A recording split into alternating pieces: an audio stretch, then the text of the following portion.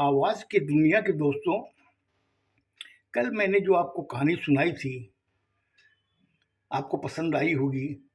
आज मैं एक बहुत ही मीनिंगफुल कहानी लेके आया हूँ आपके सामने। ये जब आप सुनेंगे और बहुत गौर से सुनेंगे, तब आपको एक कहानी खत्म होने के बाद में एक अलग अलग से एनर्जी आएगी, उत्साह आएगा, हिम्मत बढ़ेगी। तो कहानी इस तरीके की है। एक रियासत में एक राजा था और राजा इतना परोपकारी और प्रजा के प्रति समर्पित और उसके अंदर एक अजीब टाइप की खूबी थी। अजीब टाइप की खूबी का मतलब ये है कि वो ब्राह्मण देवता की बहुत आदर सत्कार करता था।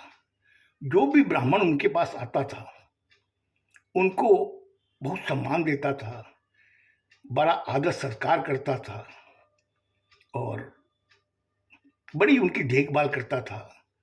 और जितना दिन चाहे उतना दिन वो रहने के लिए अतिथि गृह में उनकी व्यवस्था करता था। प्रजा भी बहुत खुश थी, राजा भी खुश, इधर में उसकी पत्नी, उनके बच्चे सब खुश, वजीर भी खुश था। राज दरबार पूरा एकदम राजा की जय जयकार बोलता था। एक दिन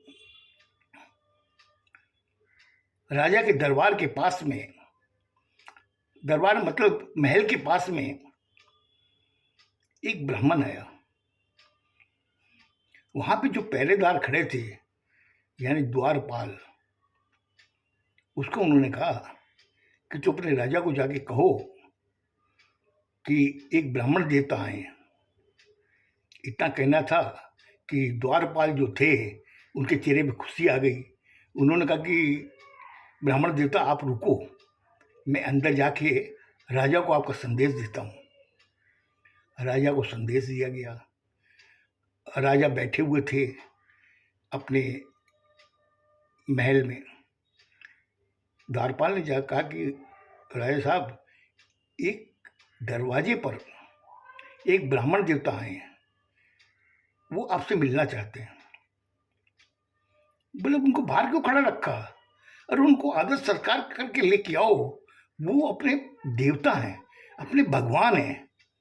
जिस हिसाब से उसने कहा तो द्वारपाल की बड़ी हिम्मत बढ़ी। उसने कहा ठीक सर, राय साहब, मैं भी उनको लेके आता हूँ। अब उसको बड़ी आदर सत्कार के साथ उनको लाया गया।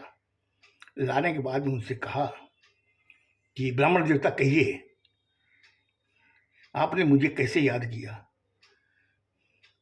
ब्राह्मण ने उसको देखा, राजा को देख के कहा कि मैंने याद किया, आपने कहाँ याद किया मुझे, मैंने याद किया है। तो मुझे आज आपकी जरूरत पड़ी तो मैं आपके पास आ गया। बोला बहुत अच्छी बात है, आप आ गए हो। और तुरंत उसने वजीर को बुलाया। वजीर आया, बोले बोलिए बोलिए महाराज, क्या बात है।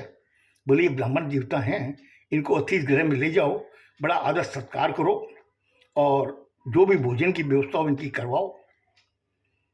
राजा ने ब्राह्मण देवता की बात भी नहीं सुनी और वजीर को हुक्म फरमान कर दिया और वजीर उनको लेके चला गया। जाने के बाद अतिथि गृह में ले गए। वजीर भी काफ़ी खुश मिजाज आदमी। उन्होंने कहा कि ब्राह्मण देवता, राजा का हुक्म है कि आपको कोई तकलीफ नहीं होगी, आप निश्चिंत यहाँ बैठो, आपके खाने की व्यवस्था मैं करता हूँ, ये अच्छा शयन कक्ष है, इसमें आप सोना। इतना कह के चला गया। कुछ देर बाद में भोजन वगैरह आया, उन्होंने भोजन किया। दो चार दासी वहाँ खड़ी हुई थी ब्राह्मण की सेवा में। भोजन करने के बाद में उसने ब्राह्मण देवता ने कहा मैं विश्राम करूँगा। तो दासियाँ चली गई। विश्राम करने के बाद के अंदर करीब शाम के समय वो फिर आए कि ब्राह्मण देवता आपके लिए भोजन की व्यवस्था कर दें। बस हाँ, मंगवा लीजिए। और वो तीन चार दासियाँ जो थी भोजन लेके आई, कोई पानी लेके आया, कोई आसन लेकर के आया, आके उनको बैठाया, बड़े प्रेम से खिलाया। खिलाने के बाद में उसने ब्राह्मण देवता ने कहा कि दासियों, अब मेरा सोने का टाइम है। ठीक है, दासियाँ चली गई। अब वो सो गए। सुबह वो वही 5 बजे उठे। उठने के बाद में उन्होंने अपना नित्य कर्म जो करना था उन्होंने किया। करने के बाद में दासियाँ वगैरह आई, बोले कि आप नाश्ता कर लीजिए। बोले हाँ ले आइए। नाश्ता किया। करने के बाद उन्होंने कहा कि यहाँ पर कोई मंदिर है क्या? बोला हाँ है ना, अतिथि करके बाहर निकलते ही मंदिर है। बोला वहाँ मैं थोड़ी प्रार्थना करूँगा और पूजा करूँगा थोड़ी। दासियाँ उनको लेके चली गई। वहाँ पर आसन बिछाया और गंगा जल दिया, उससे उन्होंने छांटा वगैरह दे करके आसन में बैठ गए और पूजा करने लगे। पूजा करने के बाद में महाराज आए। महाराज आए, आने के बाद में उन्होंने कहा और ब्राह्मण देवता कैसे हैं, आपको कोई तकलीफ तो नहीं हुई? ब्राह्मण बहुत खुश था। उसने कहा नहीं, यहाँ कोई तकलीफ नहीं है, मुझे बहुत ही आराम मिला है और टाइम टू टाइम मेरे को भोजन मिला है, टाइम टू टाइम मेरे को सोने को मिला है, कोई तरीके कोई डिस्टर्ब नहीं है और मैं खुश हूँ। ऐसे करते करते 1 हफ्ता गुजर गया और राजा का वही सुबह 8 बजे आने का टाइम और ब्राह्मण देवता से पूछता और ब्राह्मण देवता कैसे हैं, कोई तकलीफ कोई तरीके की असुविधा? वो कहता नहीं, मैं बहुत खुश हूँ। जिस दिन 1 हफ्ते के बाद में जब सुबह 8 बजे आए राजा साहब, तो ब्राह्मण देवता ने को उन्होंने कहा कि ब्राह्मण देवता आप कैसे हैं, आपका स्वस्थ शरीर है, आपको कोई तकलीफ है, कोई असुविधा है?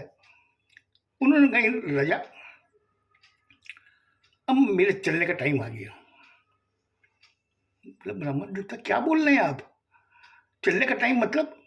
बोला अब मैं जाऊंगा, मैंने तुम्हें काफ़ी मैंने सेवा दी है और मैं बहुत खुश हूँ और मेरी आत्मा भी बहुत प्रसन्न है, मैं जाना चाहता हूँ।